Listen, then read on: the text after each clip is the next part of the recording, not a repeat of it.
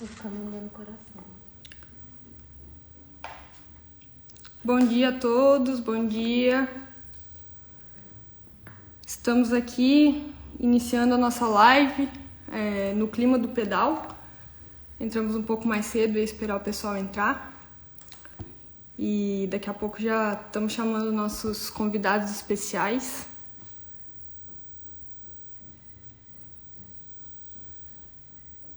Bom dia a todos que estão entrando. Estamos aqui já ao vivo para a nossa live no clima do pedal, que a gente vai unir aí CV na COP junto com o Movimento pelo Clima. E em alguns minutinhos já vamos chamar nossos convidados especiais, Rodrigo Vargas, coordenador de comunicação do CV, que está lá na COP, e a Renata Falzoni, uma grande referência aí do cicloativismo brasileiro. Então já vou chamando eles aqui, esperar o pessoal entrar aos poucos.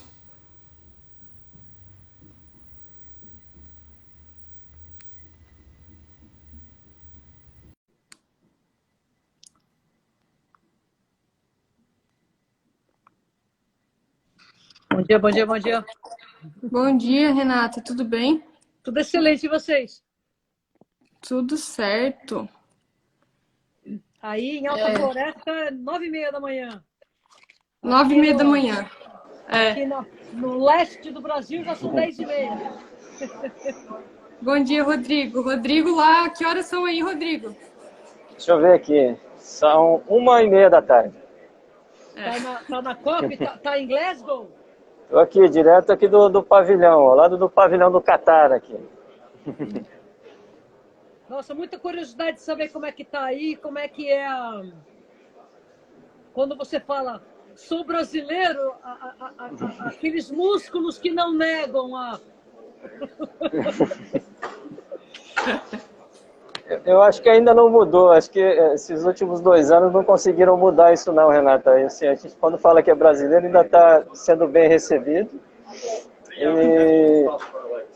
e muita curiosidade, né, assim, para saber como a gente está lidando, né, com essa nova realidade aí que a gente tem enfrentado, né, e muita solidariedade também a gente tem percebido, especialmente em relação aos povos indígenas, né?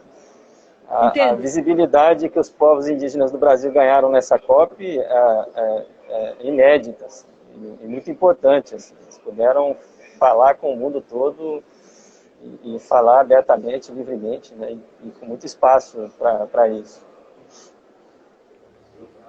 Muito legal. Gente, o pessoal está entrando agora, então vou fazer uma apresentação geral aqui. Bom, bem-vindos a todos que estão entrando. A gente está dando início aqui à nossa conversa com a Renata Falzoni, que é uma grande referência do cicloativismo do Brasil, e com o Rodrigo Vargas, que é jornalista, coordenador de comunicação do CV. Eu vou fazer uma breve apresentação aqui dos nossos convidados e depois temos algumas perguntas aqui. Vamos fazer um bate-papo que fala sobre mudanças climáticas, sobre bem-estar, sobre pedal, tentando unir tudo isso, né? Bom, primeiro o Rodrigo Vargas, coordenador de comunicação do CV, e ele está agora, para quem não sabe, ele está lá diretamente em Glasgow, na Escócia, diretamente da COP. Para quem não conhece, a COP é um dos eventos internacionais mais importantes para que as lideranças mundiais tomem decisões importantes agora e ações contra os efeitos da crise climática que a gente está vivendo. E a nossa outra convidada aqui não é ninguém menos que Renata Falzoni. Renata é fotógrafa, vídeo repórter, cicloativista, e ela é pioneira na valorização do uso da bicicleta no Brasil. A Renata também é fundadora do portal Bike é Legal, um portal sobre ciclismo, mobilidade urbana e sustentabilidade. Bom, em nome do Instituto Centro de Vida, o ICV, eu agradeço a todos que estão participando, eu agradeço muitíssimo a você, Renata, por topar participar desse evento aqui com a gente. Que estamos em 3 cantos diferentes, né? Em Glasgow, a Escócia, a gente está aqui em Alta Floresta, Mato Grosso, e você, em São Paulo. Bom, eu queria começar a conversa aqui só passando alguns dados que a gente tem aqui sobre clima, e depois a gente vai juntando aí os pontinhos. Um relatório do IPCC mostrou que a temperatura média do planeta aumentou 1,09 graus entre 2011 e 2020, em comparação com o período pré-industrial. há grande chance de quase todo esse valor, 1,07 graus, tenha causa humana. Criado em 1988, o IPCC é um comitê internacional criado pela ONU, com mais de 1.200 cientistas que têm a missão de avaliar periodicamente o estado do conhecimento científico sobre a mudança climática. É a primeira vez, na verdade, esse relatório que saiu agora em agosto, é a primeira vez que o IPCC quantificou o impacto humano sobre o aquecimento da Terra. E aí, com isso, eu queria já começar com uma pergunta para a Renata. Perguntando, Renata, você já está faz bastante tempo aí na trajetória do cicloativismo, é referência no Brasil, como a gente ressaltou aqui, e a gente queria saber como é que o debate da crise climática está historicamente dentro do debate do cicloativismo e do pedal. Se puder fazer um pouquinho desse resgate. Olha, excelente pergunta. Eu posso até dizer que está começando a chegar. Existe uma distância muito grande da população da Terra em fazer conexões. Fazer as conexões. Quem pedala há mais tempo, como eu, foi entendendo uma evolução de como as pessoas, quando eu digo há mais tempo, é mais de 40 anos, né? Antigamente, não é nem que fossem poucos carros, sempre tivemos muitos carros, sempre teve muita ocupação de rua pelas máquinas, mas antigamente as pessoas andavam com os vidros abertos, as pessoas ainda achavam que era normal suar, as pessoas ainda se vestiam minimamente de acordo com o clima, mas dentro de todo um processo de evolução, entre aspas, de melhoria, entre aspas, de mais conforto, entre aspas, os mesmos automóveis com quem a gente convivia ao pedalar pela cidade ficaram maiores, mais pesados, mais trancados. E não é mais recentemente, mas de uns 20 anos para cá, que é obrigatório todo mundo ter ar-condicionado para fechar-se dentro da bolha de uma maneira mais hermética, mais envelopada, mais assim, sem contato.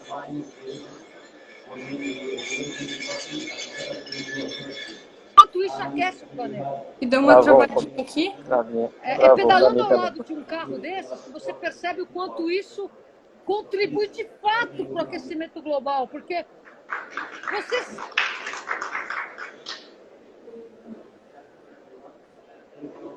Ixi, tá travando um pouquinho.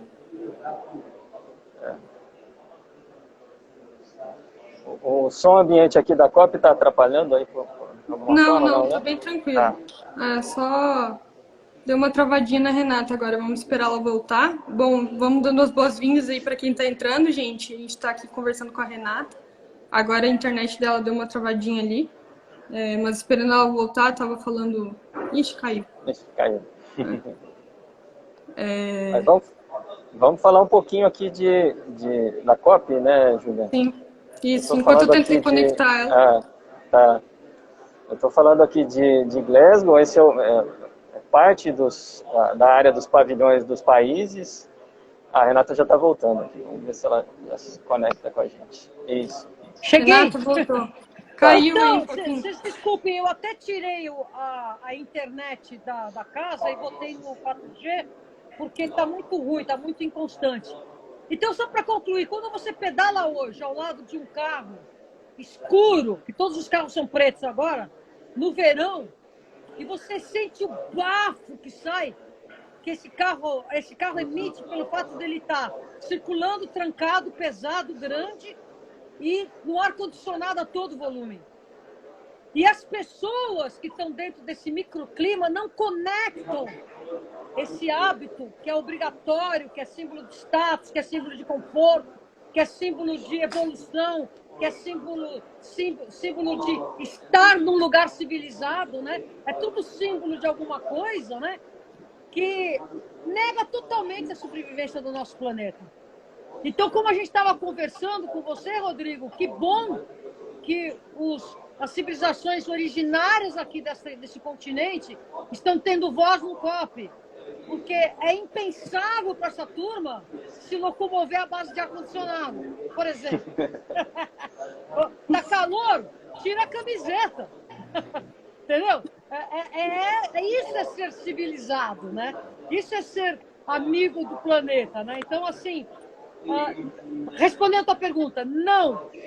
Para a esmagadora maioria das pessoas que militam pela bicicleta, em especial o ciclismo, não conseguem ainda fazer uma conexão do quanto a gente tem que se olhar para a mobilidade ativa para salvar o planeta, em detrimento de carros até movidos a energia elétrica. Entendeu? Não existe essa conexão. Existe um entrave aí no meio que é o pretenso conforto, o pretenso evolução, o pretenso civilidade, o pretenso tudo que não é verdade. Sim, bem interessante. É interessante que até me lembra um pouco de várias lideranças indígenas que falam bastante disso, da questão do consumo, né? Então, como o pedal está relacionado com isso, de você estar na experiência do pedal, né? Tá na experiência e consegue enxergar isso, desse bafão, você tem essa experiência também. E as lideranças indígenas estão falando muito disso, assim. E eu acredito que até na COP. Eu queria tocar aqui para o Rodrigo. Rodrigo, como é que está aí na COP? Dá uma visão aí geral para a gente desse evento, que é um evento importantíssimo aí para as discussões das mudanças climáticas. Então, bom dia para vocês, boa tarde aqui para a gente. Para a Renata aí, na nossa campanha.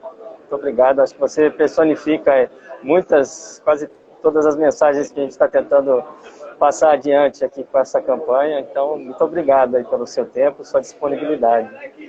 Bom, a gente está no penúltimo, as negociações chegam no ponto... Quer dizer, na primeira semana a gente teve muito... Agora, na hora de colocar no papel, as discussões ficam mais pesadas, né? Para você ter uma ideia, Renata, a BBC fez um levantamento de que a maior delegação da COP é formada por lobistas da indústria dos combustíveis fósseis. Ela é maior que a delegação de qualquer país presente aqui na COP. Então dá para imaginar que essa não é uma negociação fácil.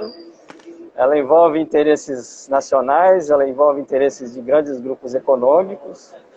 E agora, nesses últimos 2 dias, que isso vai para o papel, né? As pessoas podem até dizer, mas colocar no papel e nada é a mesma coisa. Não, esse colocar no papel, ele envolve alguns compromissos que, tanto é que alguns não querem assinar. Ontem a gente, o dia do transporte, e havia uma expectativa de um acordo que envolvesse os grandes países produtores de carros, enfim, e Alemanha, Estados Unidos e China ficaram de fora, ou seja, 90% do mercado ficou de fora, né? É isso que está, assim, conversando com as pessoas aqui que estão acompanhando as negociações, né? Há um misto de sentimentos. Houve acordos importantes, no caso do desmatamento, no caso do metano, houve uma aproximação entre Estados Unidos e China, que pode ser positiva, pode ser alguma ação coordenada, que pode resultar em avanços, né? Mas a sensação geral é de que a COP ainda não vai dar a resposta que a emergência climática exige. Ainda não vai ser dessa vez que a gente vai sair daqui com um caminho suficientemente forte para enfrentar o que vem por aí. E do ponto de vista do tema da nossa campanha, né, Glasgow, desde o início da COP, vem sendo tomada aí por cicloativistas, né? No dia 31 houve projeções de imagens em vários pontos da cidade, passando mensagens a respeito da importância da bicicleta, enfim, como uma forma de enfrentar o que a gente está vivendo.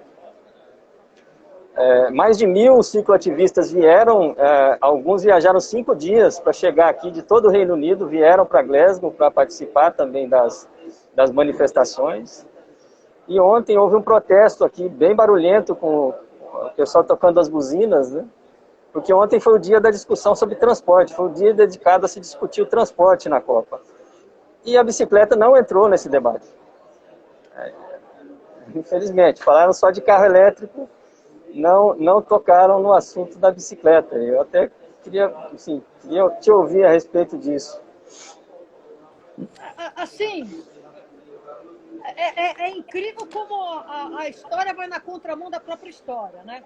Então, se você tem uma delegação que ela é formada majoritariamente por pessoas que estão fazendo lobby por combustível fóssil, você tem aí instituído um atraso. E se a bicicleta não entra, é porque esse lobby está sendo muito efetivo no sentido de brecar aquilo que vai, de fato, salvar. Assim, o que fica muito claro é que esse lobby está atrasando um pouco as negociações para propor e vencer uma proposta que é tão nociva quanto que a substituição de toda uma frota a combustível sólido para uma frota idêntica em número de energia elétrica. Sendo que, nesse meio tempo, olha como eu vejo isso como uma coisa muito desastrosa. A energia solar, quando tiver mais tecnologia para que ela seja com baixo custo captada e usada, nós vamos ter um perigo muito grande, que é muita energia quando estiver barata e fácil na mão de mais homens, seres, especialmente seres do sexo masculino, estou falando homens, H minúsculo, não estou falando pessoas, né? Usando para quê? Você imagina quando você tiver a energia solar fácil, acessível, distribuída no planeta como um todo, com uma tecnologia fácil.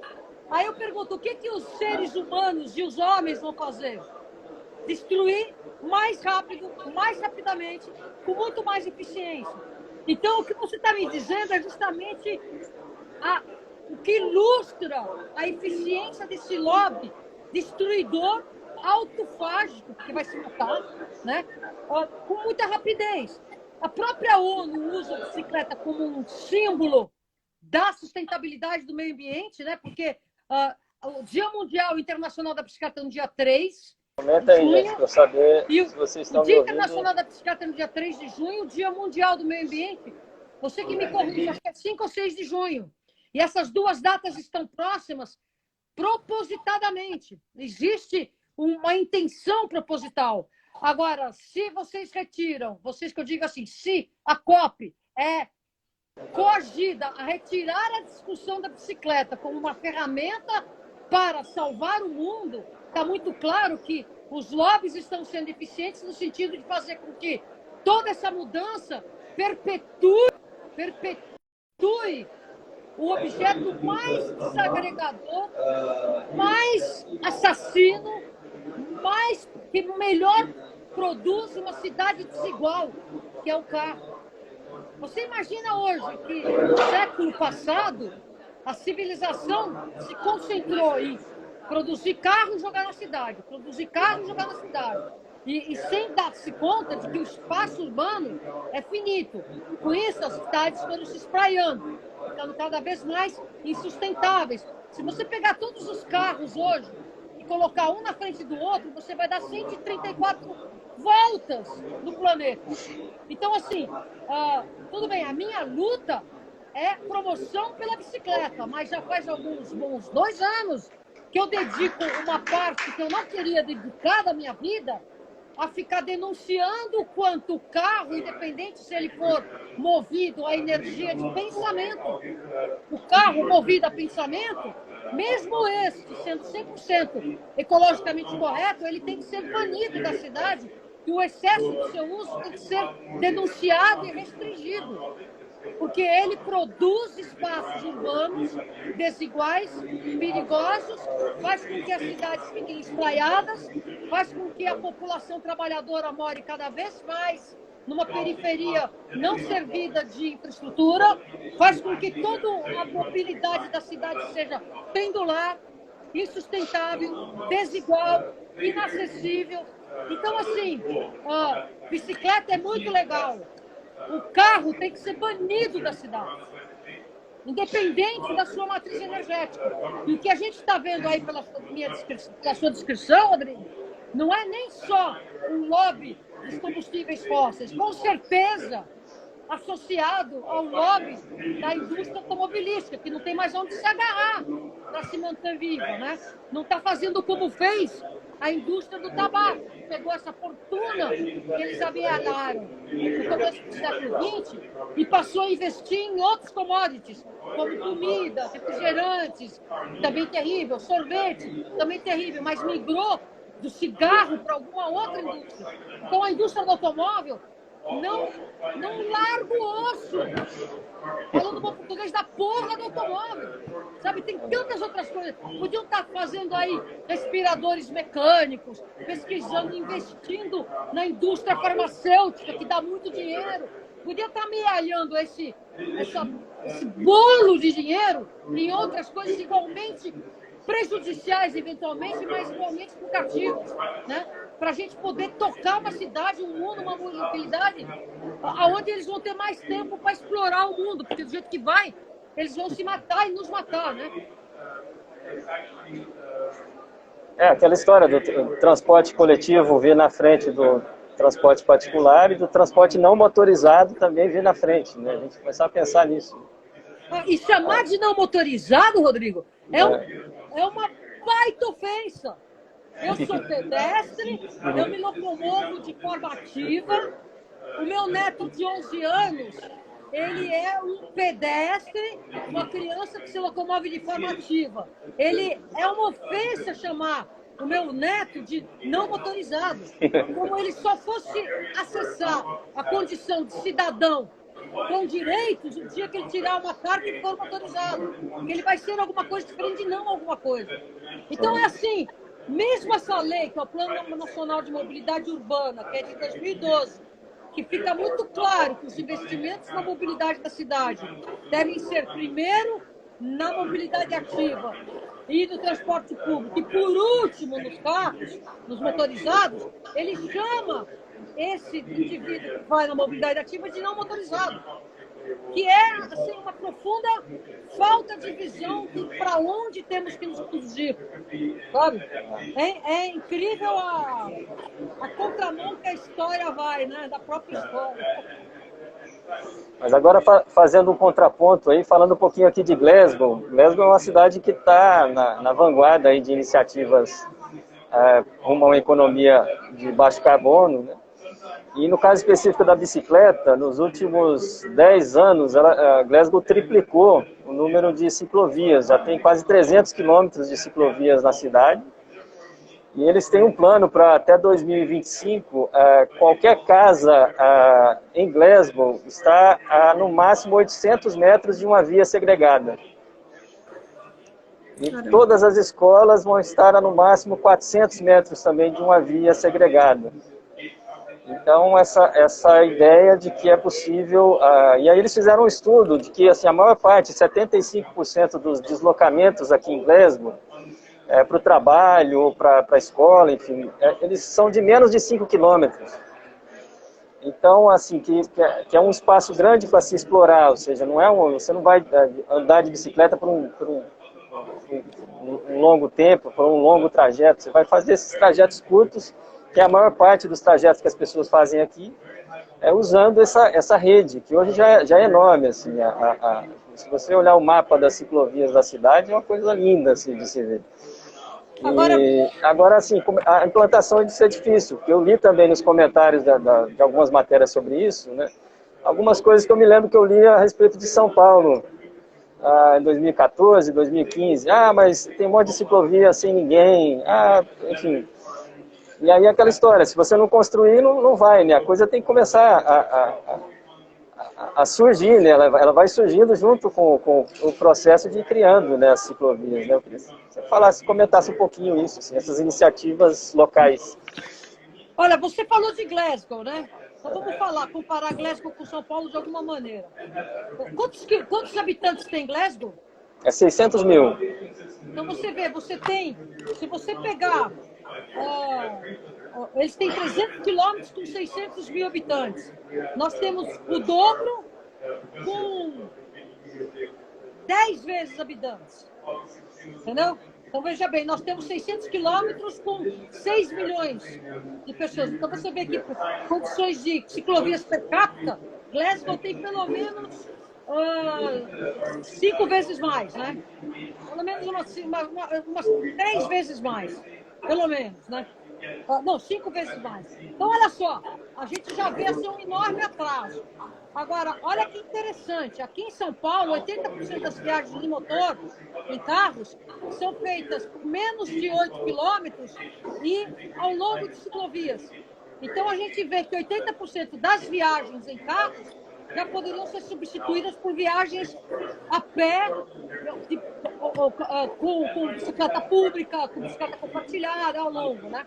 Então, a gente tem que ter uma política de valorização da mobilidade ativa, valorização da rede cicloviária conectada, mas tudo isso tem que ser associado a alguma coisa que eu sei que em Glasgow está fazendo, que é fazer esses 800 metros ou esses 400 metros sem ciclovia não serem perigosos ao ponto de uma criança estar proibida de rodar na rua. Então, você, ao colocar estrutura para mobilidade ativa, conectar os caminhos de pedestres, os caminhos de ciclistas, conectar significa que, quando você vai atravessar uma rua, você vai atravessar na linha de desejo, sabe? Não é conectar você ficar 15 minutos num cruzamento para conseguir passar de um lado para o outro. É conectar respeitando a linha de desejo. Você também fazer com que, ao ir por uma ciclovia, em qualquer situação da cidade, você se sinta confortável, você se sinta seguro. Para isso tem que ter algo a mais que se chama acalmar o trânsito. Acalmar o trânsito significa você redesenhar as vias, fazer com que o motorista a bordo de um carro ele se sinta convidado e motivado a respeitar o pedestre. Então, ele se sente numa situação em que ele vê o pedestre, desenho de rua, que ele vai brecar na faixa de pedestre. Então, as ruas aqui do Brasil são desenhadas para dar fluidez para o automóvel. E qualquer pedestre é um ser, um cidadão, que está lá atrapalhando essa fluidez. O desenho de Glasgow, não. A fluidez preferencial é da criança, a pé, de bicicleta, do ciclista, do idoso, da cadeira de rodas. E qualquer automóvel, ele se sente ele atrapalhando essa fluidez, que prioritariamente tem o foco no indivíduo, no pedestre, né? Naquilo que a gente chama de mobilidade ativa, que aqui no Brasil chamam não motorizado, portanto, o cara que está atrapalhando o motorizado. Então, esse conceito faz uma diferença muito grande. Por exemplo, se você pegar 100% da população de Amsterdã, você pega a população de Amsterdã, tira e joga aqui em São Paulo, em um dia, essa população vai estar desrespeitando o pedestre, o ciclista, porque o desenho urbano incentiva ele a fazer. Você pega 100% da população, você pega aqui a população paulistana e joga em Amsterdã, em 2 dias ele começa a respeitar o pedestre e o ciclista, porque o desenho urbano induz. E aquele que é afoito vai tomar multa, vai passar a responder, a respeitar depois de 1 semana, quando ele receber a multa. Então, assim, o desenho urbano é muito importante para você mudar o comportamento das pessoas da cidade. Então, assim, eu estou falando muito, mas, por exemplo, se você me perguntar qual é o melhor lugar que eu pedalei na minha vida, não é Amsterdã, não é Berlim, não é qualquer um desses lugares da Europa, que eu conheço vários, mas é a Foix, aqui no Brasil, no Pará, muito mais perto de mim do que vocês que estão aí centralizados em Alta Floresta. Porque a Foix é uma cidade que não tem motor, não tem moto, não tem carro. É a única cidade no mundo que eu conheço que uma criança de 7 anos de idade leva o irmão de 4, 5 na garupa para a escola. E nenhuma mãe vai para a cadeia porque não toma conta do seu filho. Porque não tem esse processo de culpabilização por você emancipar teu filho na mobilidade e ele ser atropelado. Você está entendendo? Porque aqui, se aqui no Brasil eu boto um neto para ir para a escola a pé e ele é atropelado, a culpa é minha.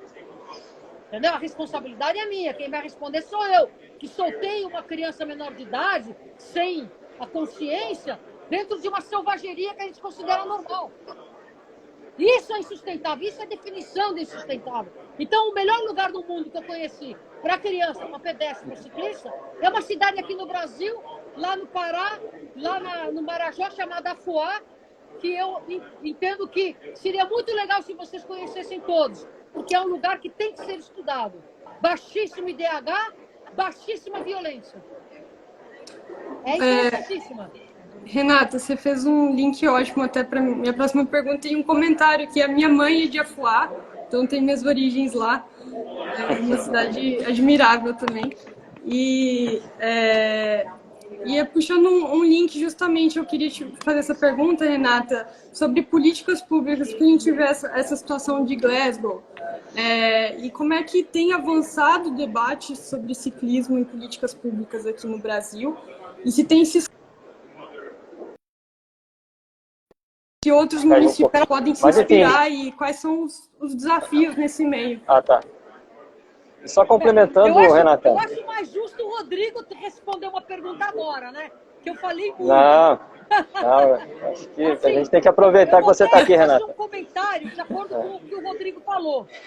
Esse fenômeno de Glasgow ainda estar sendo carro centrado, petróleo centrado por lobbies, é o que o Brasil inteiro ainda sofre em relação a não conseguir valorizar na cidade a mobilidade ativa, de fato.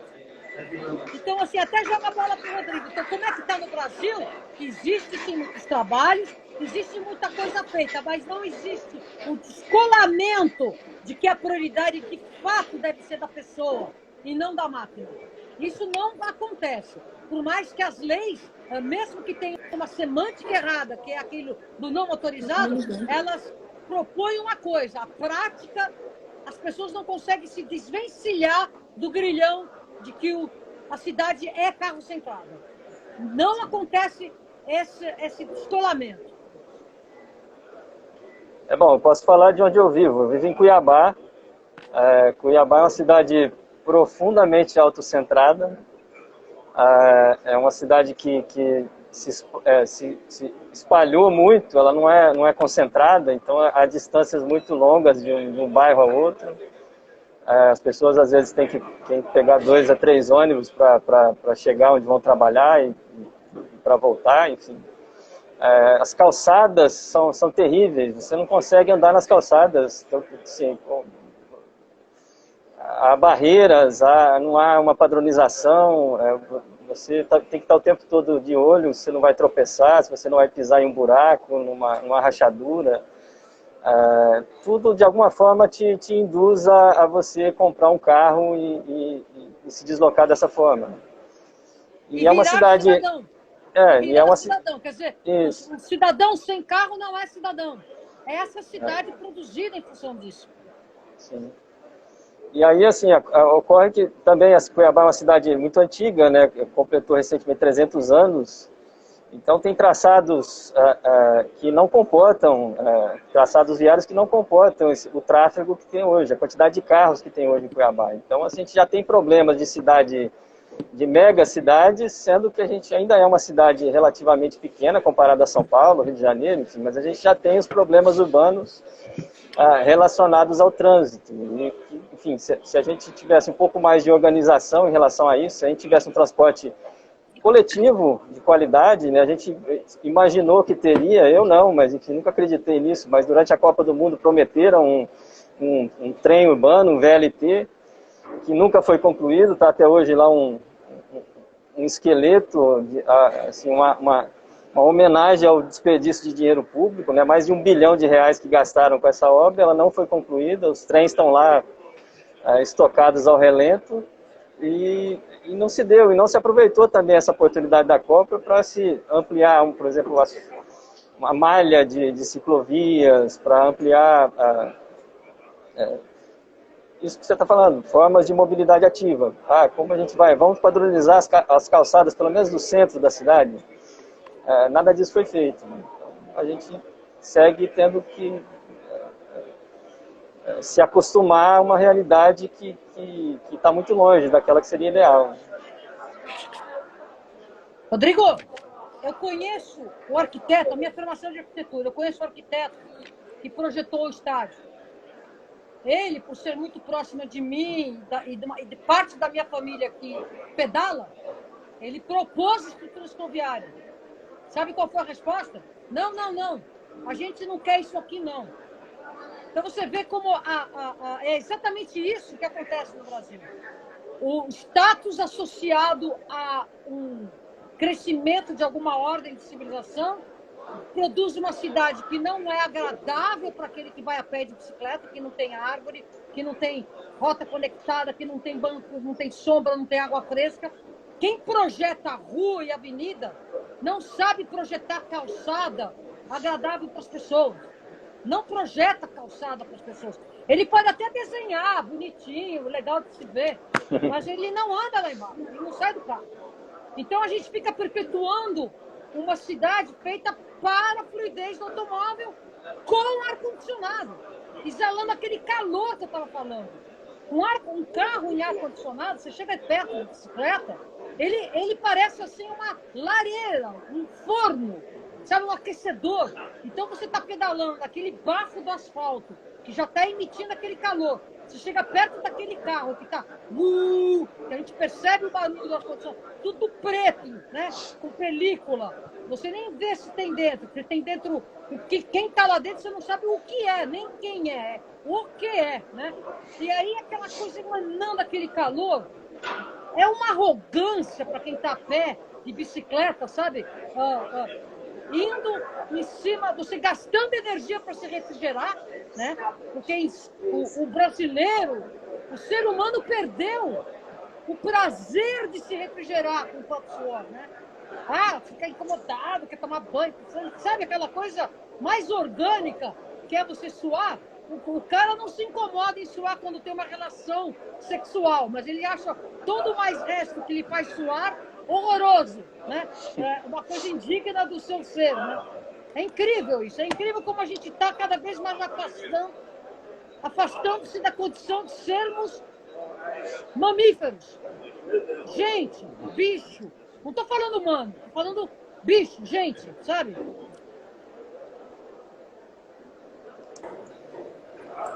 Sim, completamente, Renata. Eu achei interessante que você falou disso, né, de você estar na rua e ver bastante esse efeito do aquecimento na cidade. E puxando um gancho também, para quem não sabe, a gente vai promover um pedal agora no domingo aqui em Alta Floresta, dia 14. E a ideia é a gente ir para uma comunidade rural. Então, o trecho são 30 quilômetros que os ciclistas vão fazer, indo por uma área rural, e lá eles vão, às vezes, ter um contato que às vezes não se tem muito com a cidade ali, né? A gente está aqui na cidade, não tem com a área rural, no caso, que aqui é a Floresta Amazônica. Para quem não sabe, a gente está aqui em Alta Floresta, no Mato Grosso. Então, ter um contato ali, ver de fato a vegetação, e não só isso, mas conhecer as pessoas que estão na área rural, né? Então, um pouco dessa ideia levar lá e mostrar os produtores rurais, quem está produzindo os alimentos locais e de formas que gerem menos impacto e emissão de gases de estufa, né? Eu queria também te perguntar um pouco nesse sentido de como o cicloturismo, né, ele pode vir trazer essa percepção, porque do mesmo lado que na cidade você tem ali esse bafão, você sente isso e tudo mais, esse incômodo, mas às vezes você pode ter uma experiência indo para outros lugares com pedal, e isso é muito legal do pedal, porque ele te proporciona em lugares mais longes, né, do que, por exemplo, outros esportes como corrida, e de realmente ter contato com a natureza de fato e o que significa para as pessoas da cidade. Queria te ouvir um pouco sobre isso. Nossa, excelente pergunta. Aí onde você está, Rodrigo, na Europa, o cicloturismo é uma indústria que fatura 44 bilhões de euros por ano. Faz as contas, multiplica isso por 6. É o que é o valor da produção do cicloturismo anual diretamente. É emprego direto, não é emprego indireto, é emprego direto. E se você imaginar quanto eles estão ligados nisso, existe aí na Europa uma rede de ciclovias chamada Eurovelo, que são 70 mil quilômetros de ciclovias. É como as estradas que nós temos no Brasil, BR-1, BR-2. Então você tem Eurovelo 1, Eurovelo 2. Então você tem rotas cicloviárias cruzando todos os países europeus, que é uma rede de 70 mil quilômetros. Mas e toda ela combinada com as redes locais. Por exemplo, só a Alemanha fatura 9,2 bilhões de euros com o cicloturismo, e só a Alemanha tem outros 70 mil quilômetros de ciclovias totalmente conectados. Para você ter uma ideia, o Brasil, sempre no mesmo número, né? O Brasil não tem 70 mil quilômetros de estradas federais e é 23 vezes maior do que a Alemanha. Então, você imagina o que nós estamos falando. Uma rede cicloviária de 70 mil quilômetros conectando uma área 23 vezes menor do Brasil, que seria mais ou menos equivalente ao estado de Minas Gerais, Rio de Janeiro e Espírito Santo. 70 mil quilômetros de estudos cicloviários, é que eu estou falando só da Alemanha. E o que é interessante do cicloturismo? É justamente isso que vocês estão propondo. O cicloturismo, ele vai com energia própria até os rincões mais afastados dos centros urbanos. Então, ele promove o não êxodo rural. Ele consome lá na casa do produtor rural, afastado do centro urbano. Então, ele promove uma economia que não depende de uma distribuição de renda interna no país para fixar o cidadão da periferia ou mesmo o cidadão do campo na própria terra. Ele, generosamente, ele pedala, vai até os lugares mais afastados, se hospeda na casa dessa pessoa, consome a cultura dessa pessoa, vai ouvir vai ver por que tem aquela cruz que foi, o tataravô plantou aquela cruz quando foi expulso o último rei, sabe? Não importa se a história é verdadeira ou não, solidifica, intensifica a história local, consome a cultura e os produtos locais e ainda fixa a população na terra. O Brasil é pródigo nisso. O Brasil teria condições de ser uma potência no cicloturismo, porque tem um povo maravilhoso, muita história, muita riqueza, muita diversidade, muita paisagem, uma vastidão enorme do continente. Assim, a gente pedala pela Europa, a gente é bem recebido, mas ninguém recebe a gente lá na Europa com um cafezinho quente, num fogão a lenha, e você fica com dificuldade, porque não consegue parar a prosa gostosa para seguir a tua viagem. Isso só no Brasil. Eventualmente na Patagônia, nas terras latino-americanas, você tem esse calor humano. Mas só aqui. Né? Não quer dizer que você seja mal recebido, mas esse calor urbano, a gente não reverte isso numa grande indústria que seria o turismo rural, o cicloturismo, né? Então nós estamos na frente de uma grande possibilidade que é solidificar isso, né? E isso que vocês estão fazendo aí em Alta Floresta é tão óbvio quanto revolucionário, né? Parabéns para vocês, viu? Parabéns. Criar o cicloturismo e fazer uma distribuição de renda no local, fortalecer o pequeno produtor, fortalecer a distribuição de forma sustentável, em poucas distâncias e com diversidade. Parabéns. Parabéns mesmo. Agora, Renata, Maravilha. tem uma... Renata. Puxando esse gancho também. Pode falar, Rodrigo quer falar. Desculpa, não, travou aqui, pode falar. Um outro aspecto aí desse se colocar em movimento, né? Seja de bicicleta, seja correndo, atividade física ao ar livre, né? A gente está vivendo tempos em que a gente não consegue ficar sozinho, né? A gente não consegue ter aquele tempo para refletir, para pensar na vida, enfim, para pensar nas coisas e muitas vezes é durante a atividade física que esse tempo surge. E aí surge também uma consciência, né? Você está ao ar livre, você está ali pensando e você está vendo as coisas, você está sentindo as coisas, né? Essa conexão entre atividade física e consciência ambiental, ela tem um pouco a ver com isso? Você acha que uma coisa leva a outra?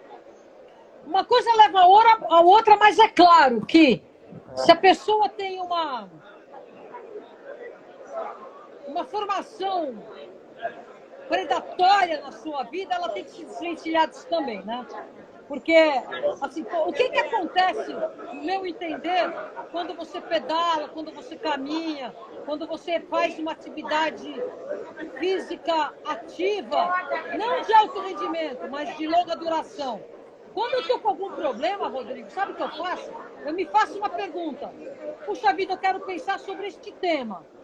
E vou pedalar, vou caminhar. Depois de um tempo que está aquela endorfina rodando, as soluções aparecem. Mas elas aparecem dentro de um conceito da minha linha de raciocínio. Então, assim, sim, todo esse contato com a natureza, ele é fundamental, ele é importante. Mas também valores sendo plantados e regados numa criança, numa nova geração são fundamentais. Porque a gente reproduz o que a gente é, né? E se a gente não nasce bem formado, a gente vai reproduzir sempre o mal formado, né? Então, assim, o contato com a natureza, o amor pela natureza, ele é nutrido pelo contato com a natureza. Mas é quem está em contato com a natureza que também está destruindo, né? Assim, eu não consigo entender como que alguém consegue olhar para uma árvore centenária, passar uma serra, derrubar, passar aquele arame e vir raspando. O cara tá lá, ele tá vendo isso.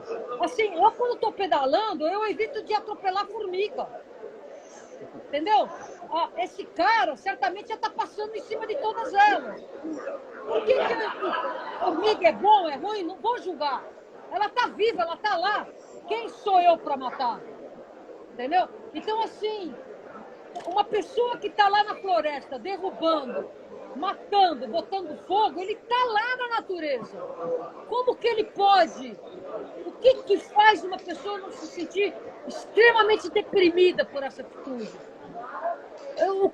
Você me pergunta, eu viajei, eu conheci Chico Mendes em 78, lá no Acre.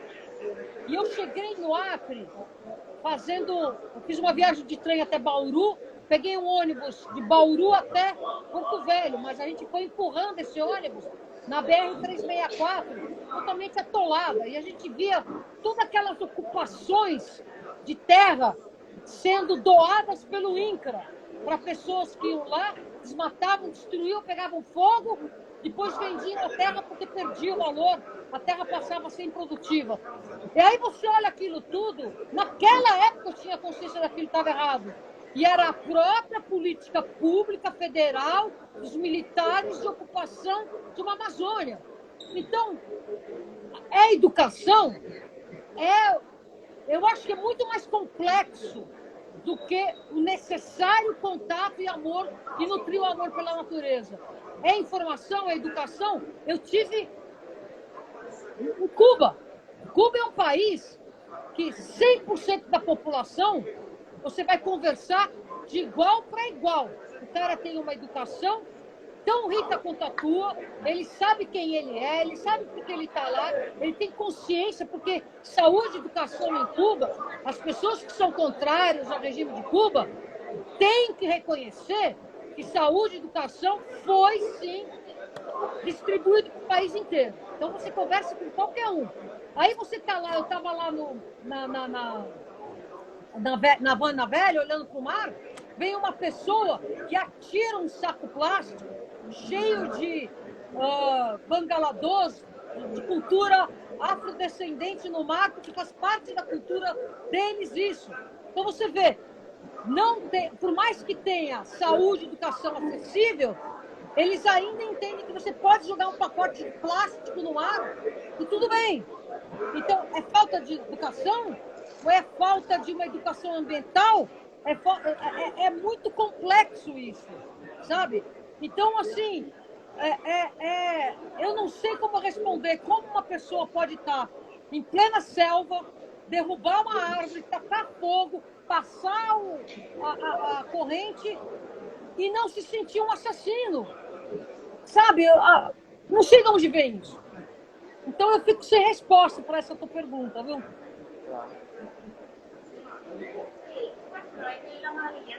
Mas tem muito a ver com dinheiro, né? Tem muito a ver com... Mas assim, se você der, você pega assim aleatoriamente 50 pessoas e dá dinheiro para todas elas matar uma outra, você acha que as 50 pessoas iriam matar uma outra? Algumas sim, outras não, né? Sim. Mesmo precisando de dinheiro. Talvez algumas pegassem dinheiro e fugissem com dinheiro sem matar outra. Você entende? Assim, eu estou colocando sinucas. Teria que ter um antropólogo aqui conversando um pouco conosco, né? Sabe? Sim, eu acho que isso recai de novo, que a gente estava falando, muitas lideranças indígenas estão falando, né, dessas novas maneiras de lidar com o luto de fato, né? Puxando um gancho também que envolve isso um pouco, Renata, eu queria, na verdade, jogar primeiro uma pergunta para o Rodrigo.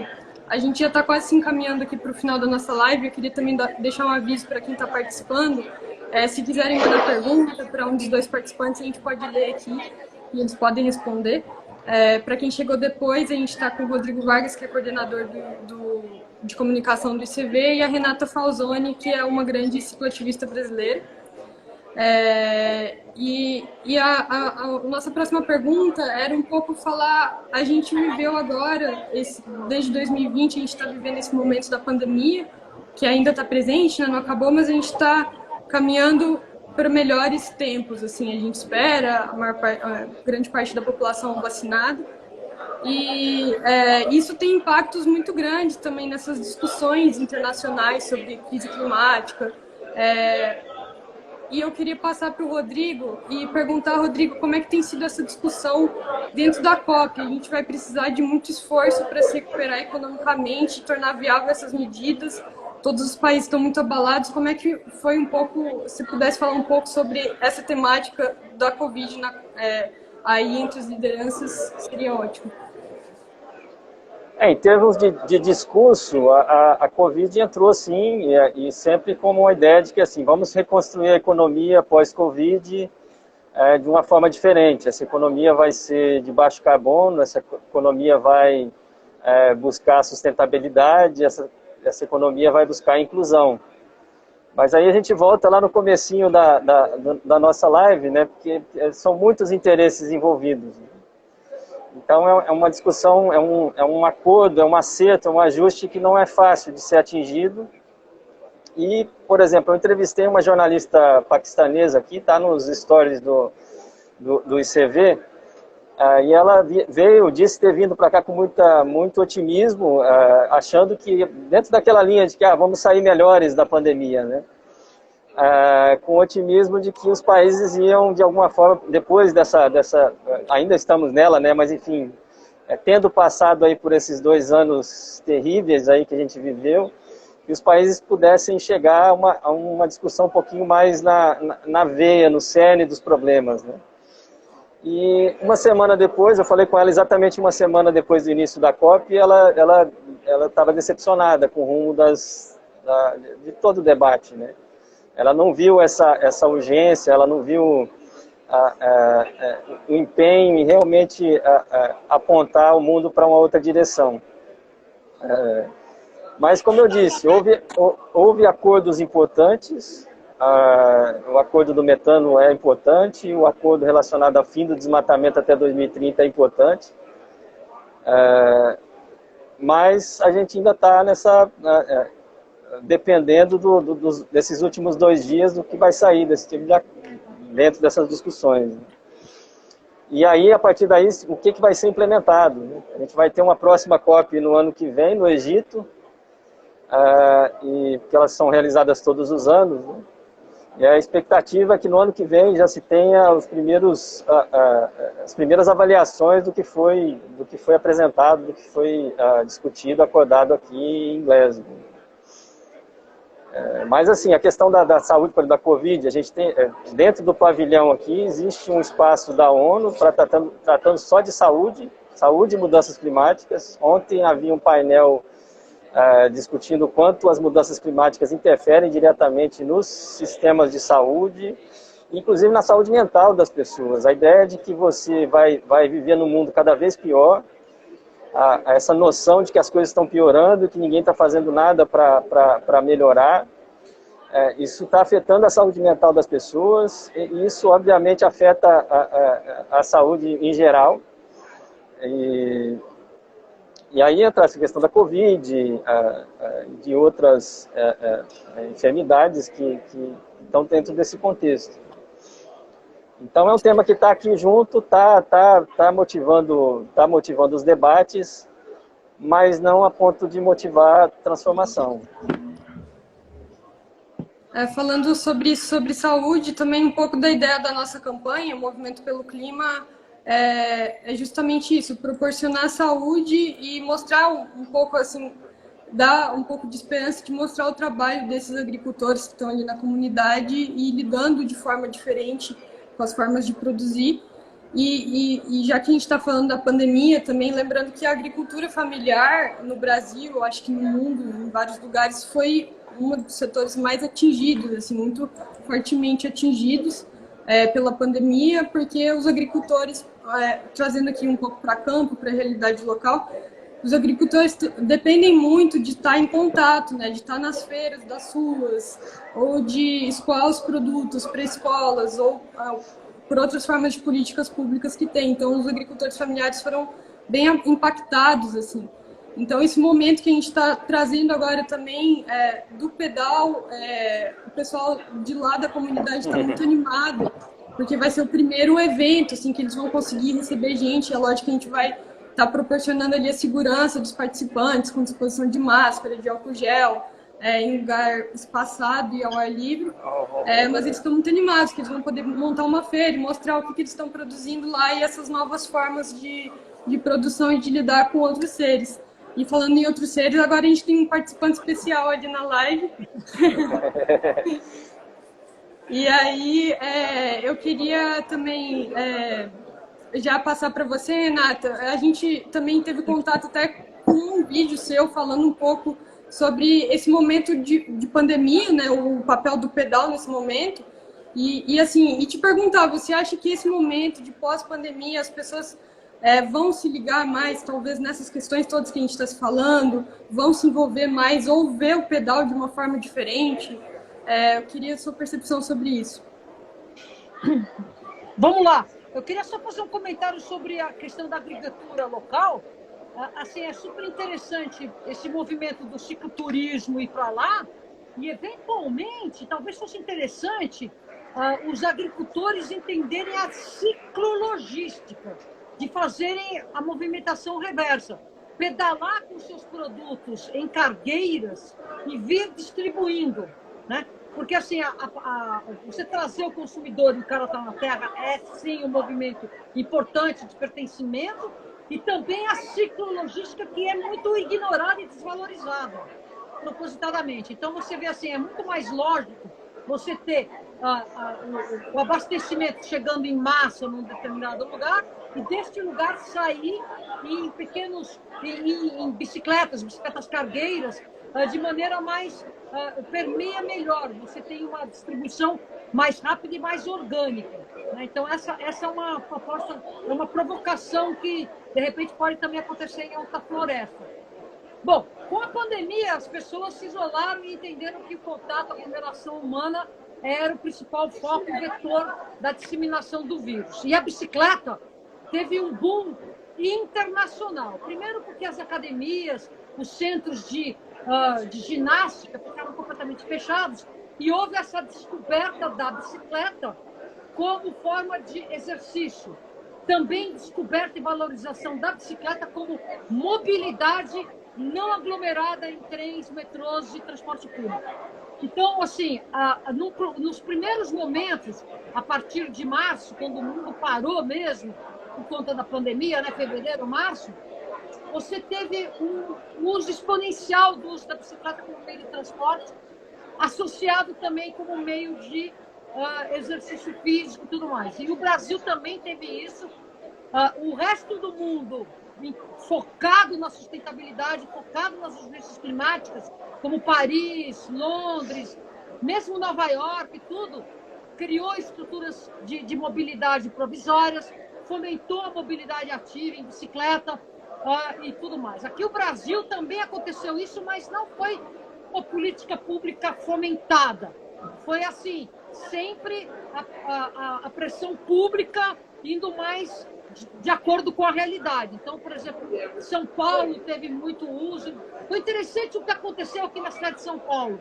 Aquele movimento pendular muito forte para abastecer um corredor enorme, gigantesco de escritórios. Acabou. E eu não acredito que depois da pandemia essa pendularidade muito forte nesse eixo vai continuar na mesma intensidade. Sim, vai retomar, mas não na mesma intensidade. Houve aquilo mais sustentável, que é pulverizado na cidade como um todo e catapultado muito pelo primeiro emprego, que acabou sendo o único emprego de muitas famílias, que é o entregador em bicicleta. Então, surgiu muito isso. Então, além da mobilidade ativa, das pessoas não quererem pegar o transporte público, também teve assim um início de um forte uso de entregas em bicicleta. E são coisas que não vão voltar à antiga realidade. Elas vão permanecer. Então, há de haver, sim, mais uso de bicicleta, sim, mais distribuído na cidade como um todo, sim, mais entregas sendo feitas em bicicleta e sim, mais miopia, continua a mesma miopia das políticas públicas no sentido de promover como política pública conceitual a mobilidade, porque tudo que é feito aqui na cidade de São Paulo é uma resposta à pressão e não uma proatividade de uma gestão, entendeu? Tudo sai porque a gente está pressionando, não sai porque é o certo a se fazer, entendeu? E é um pouco, exceção feita a Fortaleza, é o que a gente está vendo no resto do Brasil inteiro. Se eu estiver errada, por favor, me corrijam. Mas o que eu vejo no Brasil todo é uma política pública reativa à pressão e não proativa a uma necessidade.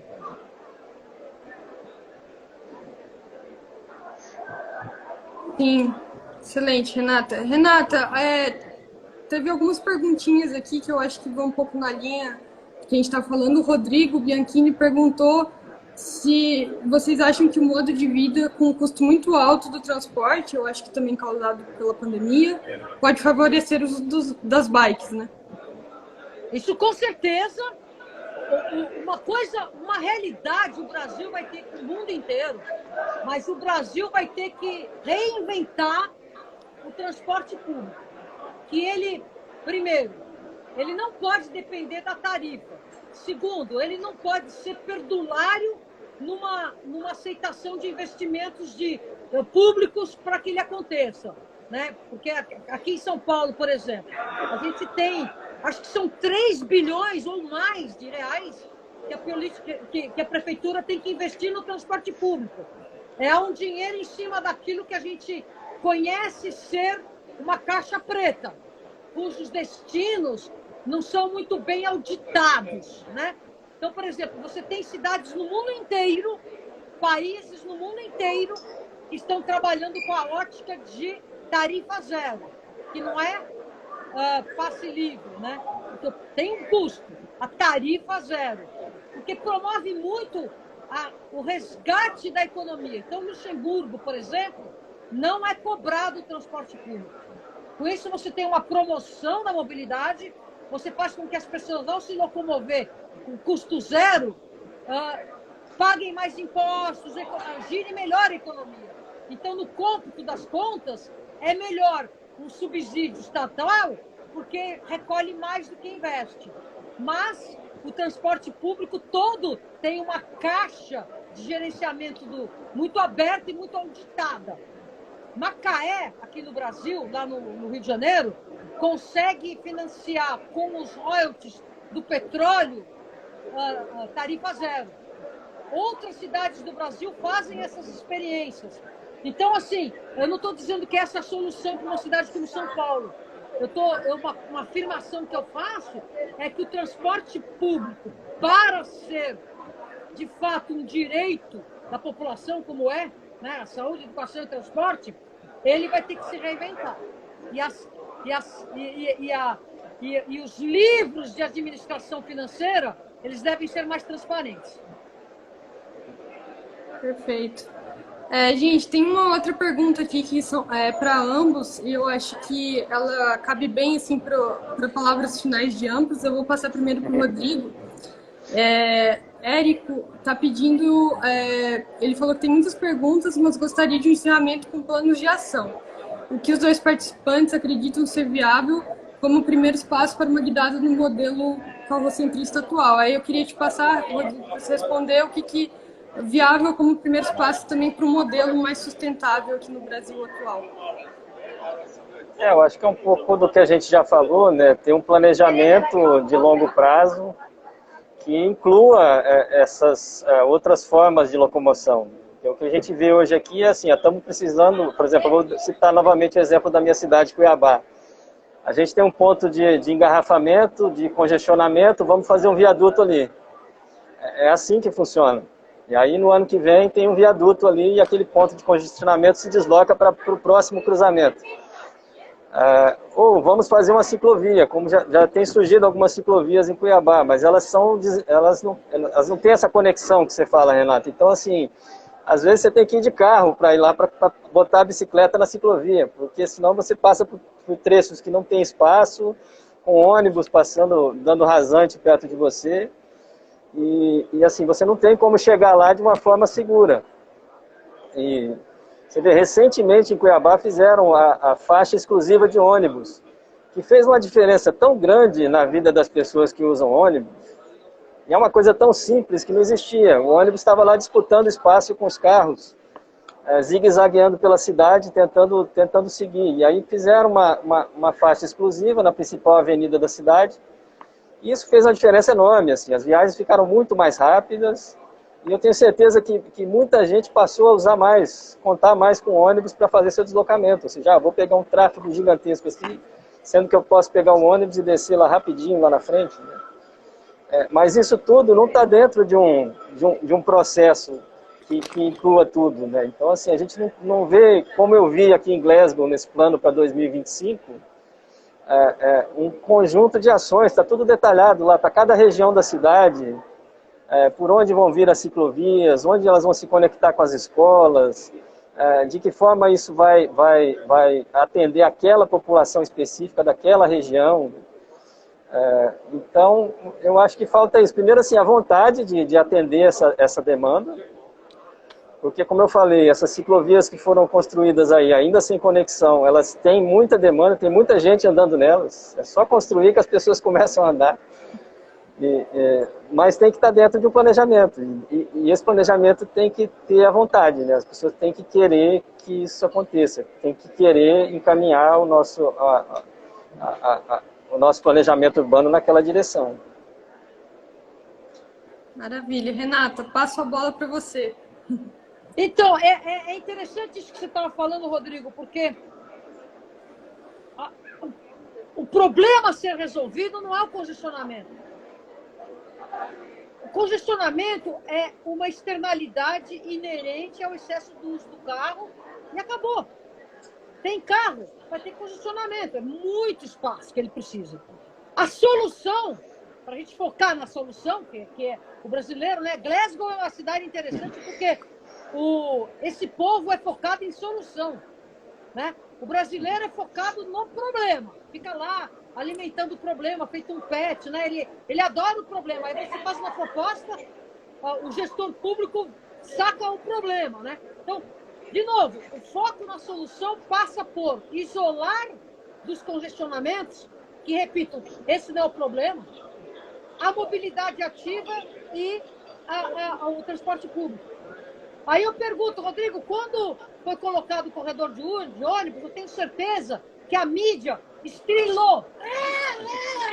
Porque o meu carro, o meu espaço, do meu automóvel, do meu veículo, tirou o meu estacionamento, sabe aquela? O meu.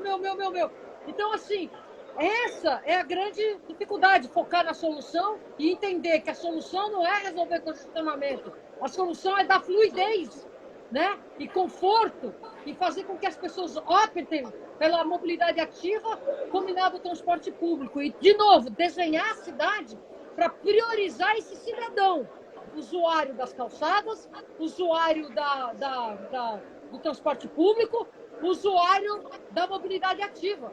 Fazer com que a cidade não seja um palco de assassinatos do lado dele. Porque aí em Glasgow, a grande diferença é que em Glasgow, uma criança andando uns 400 metros de bicicleta para pegar uma ciclovia para ir para a escola, ela sobrevive. Aqui, 30 metros não sobrevive. Não quer, ninguém quer deixar uma criança pegava a ciclovia na porta de casa porque a própria ciclovia é insegura, né? Então, assim, é este conceito, né? Fazer com que a mobilidade ativa combinada com o transporte público sejam sagrados, desenhados para as pessoas se sentirem seguras, confortáveis e principalmente atraídas por essa solução. E esquece o congestionamento. Não é viaduto que vai resolver. Maravilha, gente. Excelentes colocações. Bom, a gente já passou um pouquinho do horário aqui, a gente vai se despedindo. Eu queria agradecer em nome do ICV novamente a presença da Renata.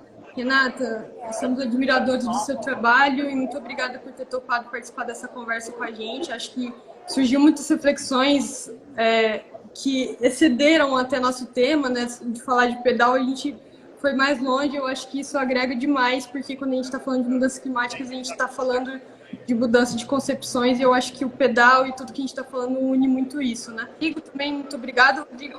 Eu gostaria muito de ir aí à Alta Floresta pedalar, viu? A gente tem que marcar essa dívida dos nossos calendários. Bom, por favor. A gente está planejando já repetir o evento, o próximo Movimento pelo Clima, para você estar aqui já. Lembrando também, bom, agradecer ao Rodrigo. Rodrigo, obrigado aí pelo seu tempo e os últimos momentos da COP, né? A gente sabe que é uma correria aí. E a gente, bom, gostaria de lembrar também a todos que estão participando que aqui em Alta Floresta, aqui de Alta Floresta, que domingo é nosso pedal. A gente vai sair 5h30 do Batalhão da Polícia Militar. São 30 quilômetros de percurso. O nosso mote da campanha é Aqueça o Corpo, não o Planeta, que traz um pouco dessa discussão toda. E, enfim, acho que é isso. Muito obrigada a todos que participaram, que colaboraram.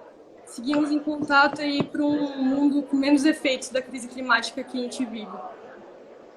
Valeu, gente. Valeu, Renata. Foi uma aula, viu? Eu super agradeço e tamo junto. Valeu. Tchau, gente. Tchau, gente.